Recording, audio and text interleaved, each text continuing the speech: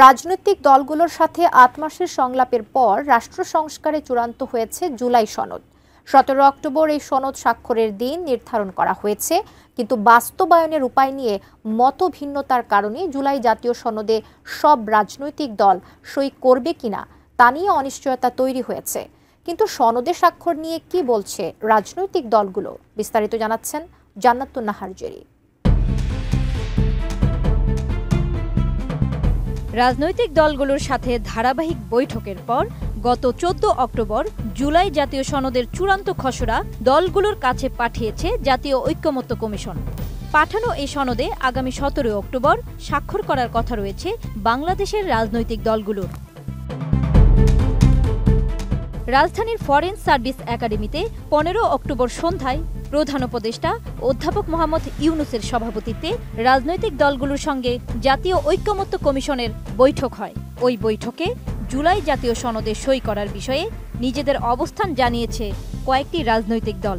এর মধ্যে গণসংহতি আন্দোলন, বিপ্লবী ওয়ার্কার্স পার্টি, জমিয়তে ওলামায়ে ইসলাম, এবি পার্টি গণ অধিকার পরিষদ সনদে স্বাক্ষর করার কথা জানিয়েছে।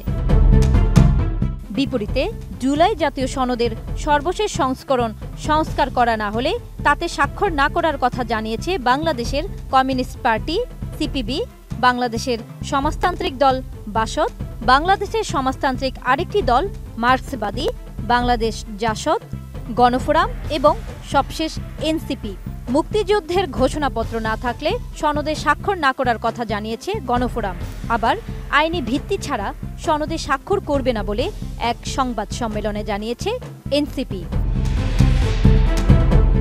জাতীয় নাগরিক পার্টি বা এনসিপির আহ্বায়ক নাহিদ ইসলাম বলেছেন, জুলাই সনদ বাস্তবায়নের আদেশ সনদ স্বাক্ষরের আগেই প্রকাশ করতে হবে। জুলাই সনদ স্বাক্ষরের আগেই সনদ বাস্তবায়নের যে আদেশটা হবে সে আদেশের খসড়ায় তাদের ঐক্যমত্য হতে হবে। তার উপর ভিত্তি করে জুলাই সনদে স্বাক্ষরের বিষয়টা বিবেচনা করবে এনসিপি নেতারা। এই বিষয়গুলোর নিষ্পত্তি না হওয়া পর্যন্ত আমরা জুলাই সনদে আসলে স্বাক্ষরের এটা একটা আনুষ্ঠানিকতা, সেই আনুষ্ঠানিকতার পার্ট হওয়া না হওয়া একই বিষয়।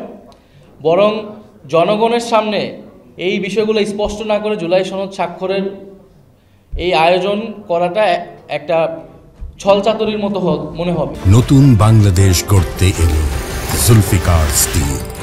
জুলফিকার স্টিল, ইস্পাত দৃঢ় অঙ্গীকার।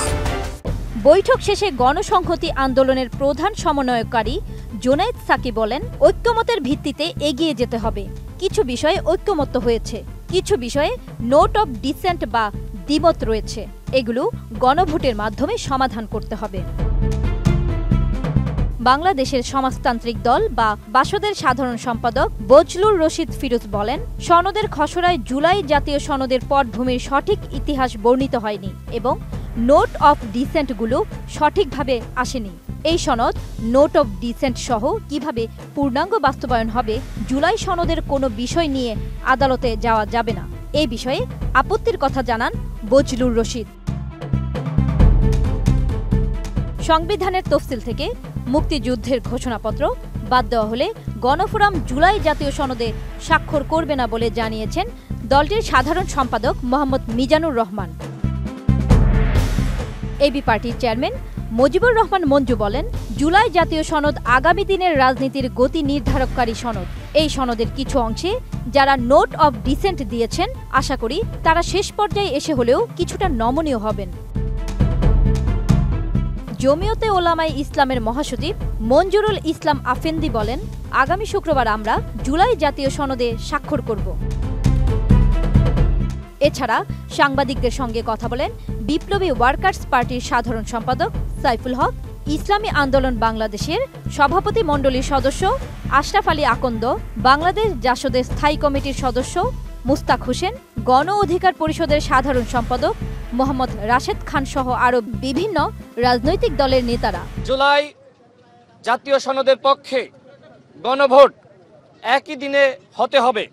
জান্নাতুন Nahar Jerry, desk report, ATN news.